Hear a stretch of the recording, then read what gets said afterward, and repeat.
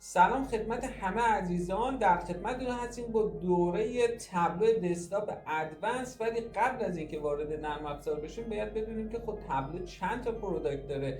تابلو به صورت کلی تو دو تا بخش ارائه خدمات میده، یا به صورت کلود هستش یا به صورت لوکال و آن پرامیس هستش. یعنی اینکه یا به صورت کلود ارائه خدمات میده که نیاز به اینترنت داره، یا به صورت تابلو سرور هست که آن پرامیس یا بدون نیاز به اینترنت کارش انجام میده. البته که روی تابلو سرور یک SSL داخلی وجود داره که با راه اندازی شما میتونید تابلو رو با امنیت وارد اینترنت بکنید که همه عزیزان بتونن حالا از روی براوزرهاشون بدون اینکه توی یک لوکیشن خاصی باشن گزارش ها رو ببینن.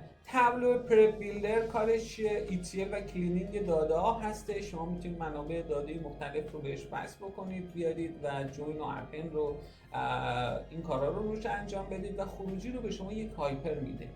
البته که شما میتونید فلویی که داره این کار انجام میده پابلیش بکنید توی سرورتون و سر یک پریود زمانی خودش میاد این فلوها رو براتون ران میکنه، از منابع داده اطلاعات جدید رو میگیره و هایپر رو قرار میده تو اون شیپ فولدری که شما بهش معرفی کردید. خب اینجا الان دیگه تابلو دسکتاپ میاد وصل میشه به اون فایل دات هایپر. البته خب تابلو دسکتاپ میتونه به فایل های به غیر هایپر هم وصل بشه به صورت مستقیم و به روزرسانیان از اون داده ها انجام بده و بتونه بهتون کمک کنه که گزارش سازی رو انجام بدید.